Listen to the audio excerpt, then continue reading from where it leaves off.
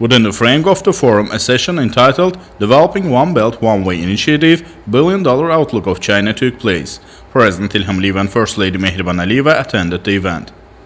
Mr. President, what does Belt and Road Initiative mean for a neighboring country like Azerbaijan? I know you have been devoting your country's economy not only in oil, natural gas, but also building infrastructure. Yes, you're absolutely right.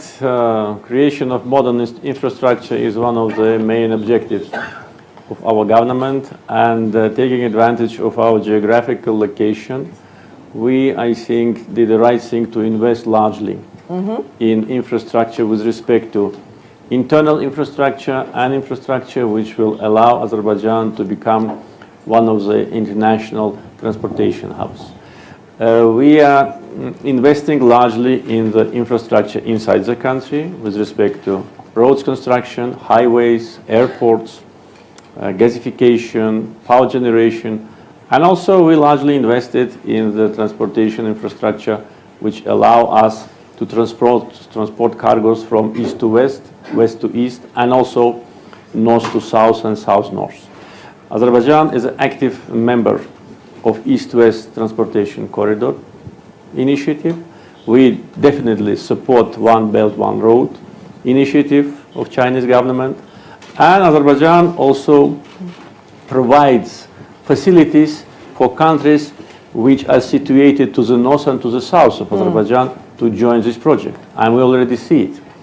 And Azerbaijan is the only country which is member of East-West and North-South Transportation Corridor. For that, we spend a lot of money modernizing our railroad system, building one of the biggest seaports on the Caspian shore, which is capable to transport up to 25 million tons of cargo, building the missing part between Europe and Asia, which is particularly Baku-Tbilisi-Kars Railroad, which connects us with Turkey and then down to Europe, and providing good accommodation and good tariff policy for those who want to use our road. I see. And the number of cargo through us is growing. Only North-South Transportation Corridor last year transported 10 times more cargo than the year before.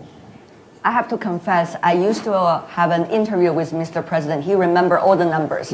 So he only explored a very small proportion of them with you right now. Later, we'll see, Mr. President. Thank you. So let's talk about the debt. I come to you, Mr. President, because you faced that issue many, many times. If I didn't remember it wrong, about 10 years. You have to answer many questions about debts to a lot of people coming from all over. What about that? Well, as far as the infrastructure is concerned, we financed it mainly from our state budget. I think we managed to properly channel the revenues we get from oil and gas sales to invest into infrastructure so that now we can be proud of it. And according to Davos World Economic Forum assessment, with respect to the quality of roads, Azerbaijan is number 34 in the world. So that was done from the money we earned from oil and gas sales. Then, of course, it led to creation of a better business climate, because when you have modern infrastructure, when you have electricity, gasification, good roads, highways, then it will be easier for business It's common sense. Yeah. to invest. And we did a lot on that track also. The latest World Bank report on doing business, Azerbaijan is ranked number 25 globally. And we made the record improvement of 32 positions higher. And we're among the 10 most reformist countries on this program of World Bank. But Mr. President, if I can, I know you have a lot of beautiful result numbers to share with us. However, the process leading to the result is not necessarily always smooth. That's why I ask you about the debt issue, because you have been also accused by many others about building debt as a result of building infrastructure. So would you like to share with others about how you see the investment vis-a-vis the debt and eventually how the issue can be resolved? from your perspective? Our strategy always was for many years that we should spend less than we earn, preferably much less. That's why we did not accumulate big debt. As far as the internal debt is concerned, it is very low. Our foreign debt is only 19% of our GDP, 19. And we have a strategy of reducing it down to close to 10%. Therefore, as I said before, all the infrastructure projects which we implemented in Azerbaijan and projects related to connectivity, as I said, connection between Azerbaijan and neighboring countries with the railroad, were done without borrowing. And we reduced the borrowing. We borrowed a lot 20 years ago when we were not developed, when we were poor. We had to borrow, and we're grateful to those financial institutions which lended money. Now we lend money. Now Azerbaijan has a strategy of not only investing in other countries, also in infrastructure and real economy, but also we are lending money for infrastructure projects in other countries.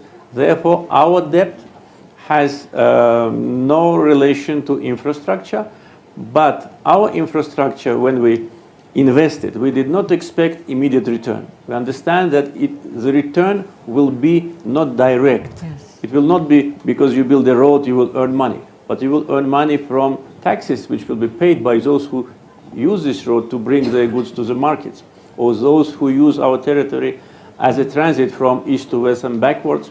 They pay us money, which then is a kind of a return. But I think that the money we spent to infrastructure domestically and with respect to regional cooperation will be returned maybe in a decade time. But not every country is as fortunate as Azerbaijan. They just have such a rich resource of oil and gas, right? And you also discovered it overnight. That's quite a beautiful surprise.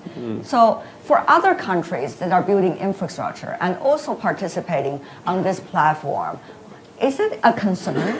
That issue briefly from you, sir. Well, yeah, and what is the way to balance it? Yeah, I think, of course, it is concerned. If we didn't have money to invest, we would have been asking for some external investment.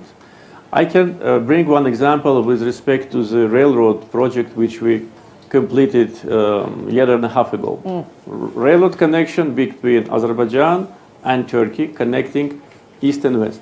We were looking for external financing for several years, and it when was that? It was in the beginning of 2000, say 2004, 2005, but it was rejected because, as you said, it is not even mid-term return. Then, of course, the countries which do not have financial resources, it is difficult for them, and those who do not have financial resources, they usually have much more urgent problems, like unemployment, like investment in the real sector of economy in order to generate wealth. And infrastructure projects for them is not priority. Therefore, I think financial institutions, they should pay more attention to that, especially leading international financial institutions, and help countries to invest in infrastructure which will create opportunities and jobs in 10 years' time. Lourdes Casanova from Cornell University. Very briefly, a question. The investments in the Belt and Road Initiative countries have increased by 50% in the last 5 years. Will this be the route going forward, given the restrictions that the Chinese companies are facing in the US and Europe? Claude Begley from the Parliament of Switzerland. To which extent is the Belt and Road Initiative an infrastructure project? To which extent is it also a political foreign relation togetherness project? My name is Lena. I'm from Singapore, but I'm working in Thailand for Amata Group. Yes. My question is, we have heard a lot about the China and the US tension.